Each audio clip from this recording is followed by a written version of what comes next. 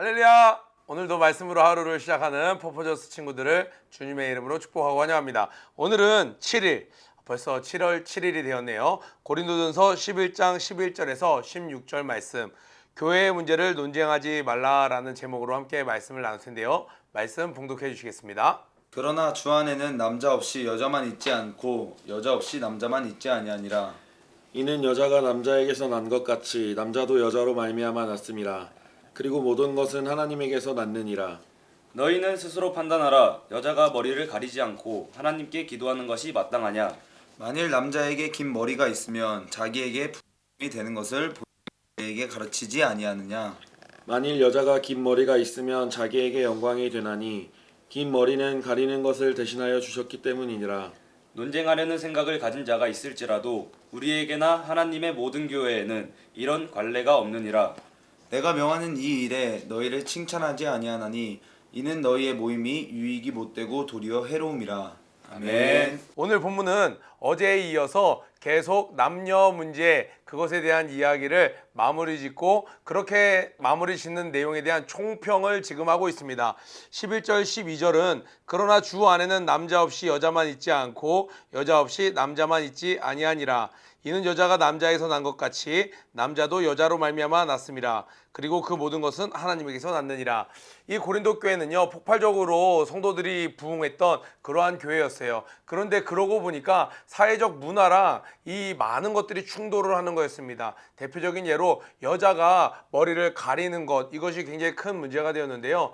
왜냐하면 그때 당시에 있었던 델포이 신전에서 신탁을 받던 무녀들, 그러니까 신의 음성을 듣는다는 그 무녀들이 대표적으로 머리를 가리지 않았습니다. 그리고 이 그리스 아테네 쪽과 고린도 지역의 무녀들의 스타일이 달랐어요. 우리도 이 지역마다 스타일이 다르잖아요. 지금은 전 세계가 이런 SNS나 온라인 매체를 통해서 유행이 삽시간에 퍼져나가지만 옛날에는 지역마다 스타일이 달랐어요. 그래서 그리스 아테네 같은 곳에서는 긴 머리, 아프로디테 이런 것들 굉장히 긴 머리가 아름다운 여신, 그리고 또 그들이 바로 성매매를 하는 여자들, 이런 것들을 연상시켰습니다. 그런데 이 고린도 지역에서는 또 짧은 머리를 한 사람들이, 그러니까 여러분 이것의 모티브가 된 게 여러분들이 지금 아는 에일리언 이런 영화 같은 거 보면요, 여자 주인공들이 대부분 어때요? 머리를 굉장히 짧게 하고 나오죠. 그 사람들이 바로 전투를 감당하고, 그리고 그들이 굉장히 신적인 존재로부터 신탁을 받는 존재고, 또 그러한 무녀들이 자신의 몸을 파는 사람들이었기 때문에 머리가 짧은 여인들, 또 노예들을 머리를 짧게 잘랐습니다. 그런 사람들을 교회에서 보면은 저 사람은 이런 사람이구나, 그들을 쉽게 판단을 하거나, 또 실제로 그러한 사람이 예수를 만나서 교회에 들어왔을 때 보라, 이전 것은 지나갔으니 새 것이 되었도다, 이렇게 되었는데, 그 사람의 외모를 보고 그 사람을 있는 그대로 받아들여 주는 것이 아니라, 새 것이 된 것으로 받아들여 주는 것이 아니라, 이전의 과거를 문제 삼아서 너 과거에 몸 팔던 여자지, 너 과거에 노예였지, 이렇게 사람들을 공격해가는 거예요. 그러니까 어떻게 해요? 그런 문제가 날 것 같으면 교회에 있는 여인들아, 머리를 다 밀어라. 그러면 우리 예전에 목사님께서 설교해 주셨던 것처럼 갓 이야기 아시죠? 불이 딱 꺼졌을 때 모두 다 갓끈을 풀어라. 모두가 다 머리가 짧으면 저 여자가 과거에 몸을 팔아서 머리를 짧게 한 건지, 이래서 했던 건지, 무슨 불경스러운 일이 있었던 건지 알 수가 없는 거예요. 그렇게 하는 게 그렇다면, 그렇게 하는 게 좀 너무 부담스러우면 머리를 다 묶어라. 수건으로 가려라. 보이지 않게 해라. 그러니까 하나님께서 주시는 말씀은 이 모든 것을 떠나서 사람을 살리는 방법을 해라. 덕을 세워라 라고 이야기하는 거예요. 그러면서 남녀의 질서에서도 이야기를 하는 거예요. 왜? 주 안에서는 모두가 평등한데 그때 당시에서는 남녀 질서가 있었던 거예요. 그러니까 지금은 우리 사회적으로도 남녀 평등한 시대에 살고 있어요. 교회 안에서 남녀가 함께 음식을 먹는 거 문제가 되지 않아요. 그런데 과거에는 어땠어요? 이러한 것들이 굉장히 고착화된 사회에 교회 안에서 이것들을 받아들이기가 어려웠던 거예요. 그래서 그런 문제들 너희도 이렇게 저렇게 논쟁거리 삼을 수 있지만 그게 중요한 게 아니야. 하나님의 질서로 생각해. 하나님이 남자를 여자의 머리로 두었어. 그리고 이 남자는 홀로 있을 수가 없어. 여인이 도와줘야만 하는 거야. 너희들도 남자들아, 여자가 없이 너희들이 난 자가 누가 있느냐? 서로 사랑하고 합력해라 하면서 결론은 뭐였어요? 그리고 모든 것은 하나님에게서 났느니라 라고 이야기를 하고 있어요. 너희는 스스로 판단하라. 여자가 머리를 가리지 않고 하나님께 기도하는 것이 마땅하냐?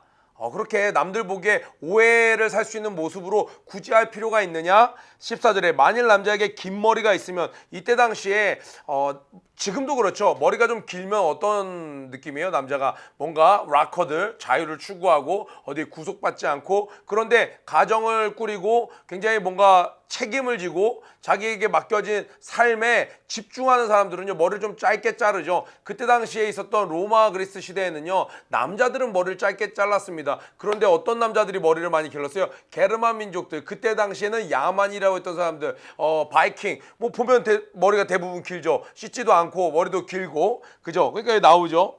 자기에게 부끄러움이 되는 것을 본성이 너에게 가르치지 아니하느냐. 저도 한때 20대 때 머리를, 여기 사진이 잠깐 나가고 있나요?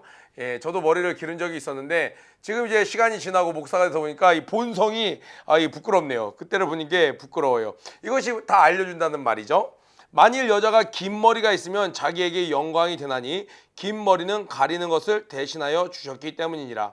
논쟁하려는 생각을 가진 자가 있을지라도, 가로쳐 놓으세요. 논쟁하려는 생각을 가진 자가 있을지라도 우리에게나 하나님의 모든 교회는 이런 관례가 없느니라. 교회에서는 이런 논쟁을 인정하고 논쟁을 이어나가는 것을 원하지도 않고 그것은 인정하지 않는 것이야. 그런데 논쟁을 하려고 하는 자가 있다라는 거예요. 논쟁을 하려는 생각을 가진 자가 있을지라도, 그러니까 여기서 말하는 논쟁은 이거 중요한 문제인데 한번 짚고 넘어가야 될 것 같아요 하는 게 아니라, 논쟁을 위한 논쟁, 뭐예요? 옳고 그름이 분명해져서 그른 자들을 지적함으로 말미암아 내가 옳다라는 그 의로움에 살아가는, 그 맛에 살아가는 사람들이 어느 곳에서나 있다라는 거예요. 그런데 교회는요 잘못하지 않은 사람이 먼저 잘못했다고 말할 수 있는 곳이에요. 그죠? 높은 자가 낮아질 수 있는 곳이에요. 내가 굶어도 저 사람에게 떡 하나 더 줄 수 있는 곳이에요. 세상의 논리가 통용되지 않는 것이 바로 교회입니다. 선교사님이 중국에 갔는데 거기서 복음을 받아들이지 않는 거예요. 그러니까 어떻게 했어요?